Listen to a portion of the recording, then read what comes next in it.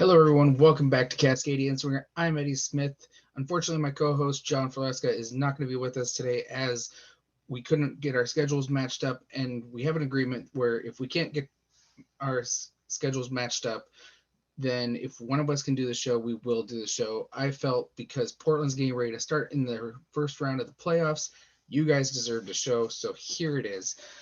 First off, I just wanted to apologize because John and I did have a regular season wrap up show for you guys, but unfortunately, I'm doing the editing and I ended up screwing up and we lost the show. But we will probably have a end of the season wrap up involving all the teams, anyways. So we'll pretty much do that show all over again. So you will get that show eventually. But let's get right into this. We are going to have Portland hosting Dallas in this first round. And when you look at the stats, it really couldn't be much better of a matchup for Portland, as even though the two teams have not faced off this season, Portland does lead the overall series in Portland versus Dallas with a 6-1-3 record. And then in the playoffs, the Timbers have not lost to Dallas yet. They are 2-0-1. So it's looking pretty favorable. And if we go into how the teams are in form coming into this match, I find it very interesting as we'll start with Portland. They were top team in the West, as we all know, up until the loss against Colorado, and then almost made it back-to-back losses when it came into decision day against LAFC. But luckily for Portland, Villafania's late equalizer versus LAFC should bring some momentum for Portland. Unfortunately, it didn't bring enough to keep Portland in the 1 or 2 spot, as Sporting Kansas City ended up winning their match to end on decision day to keep the number 1 spot, along with Seattle clinching the number 2 spot. Dallas, on the other hand, was on a 4-match unbeaten streak going into decision day, but in the final match ended up losing to Minnesota at Minnesota 3-0.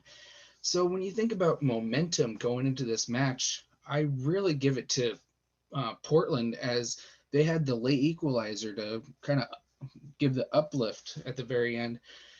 Now, there was the international break, so if you think about it that way, momentum is pretty much gone and teams are at square one again. Another thing to note, that Dallas actually had a very heavy Eastern Conference schedule. So they didn't face hardly any of the Western Conference all season. They had 9 matches in the East, which is very interesting when you compare to Portland, who only faced teams on the West Coast. So a little bit more of a pool that Dallas got to play around with, but I don't think it's going to really matter too much. If you look at how Dallas is coming into this match, they've lost some key pieces.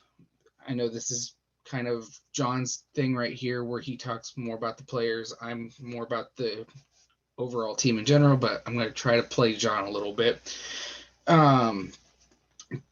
Dallas is going to be relying heavily on their homegrown players, which isn't really a bad thing, as Dallas has one of the best homegrown or best academy teams in all of MLS. Ryan Reynolds is a homegrown product who's going to be who has been taking over the position for Cannon, who left for Europe mid-season, and he's just been unbelievable in the back. And then mid-season acquisition, Andres Ricarte.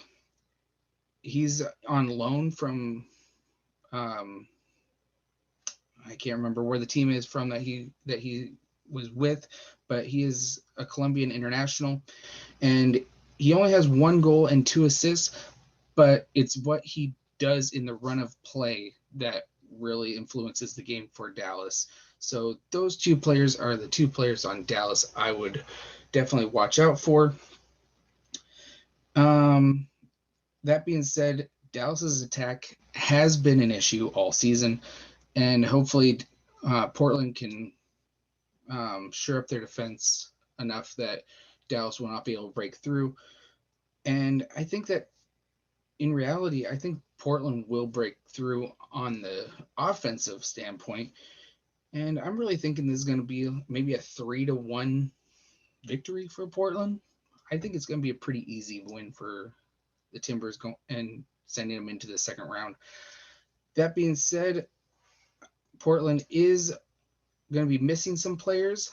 Ibobasi is questionable with a concussion. Hopefully, with the 2-week break, that he will be on the field, but you never know with concussions. You got to always be careful with that. And Asprilla is out for this match as he is suspended. So no Asprilla for this one. But if you want to catch this match, it's going to be on ESPN at 7 p.m. Pacific Standard Time. And I think it's going to be an unbelievable match. I'm going to leave it at that with Portland. Hopefully, John and I can get together for our preview for the Seattle match coming up on Tuesday. I don't see why we won't. So stay tuned for that one. And as always, go Cascadia.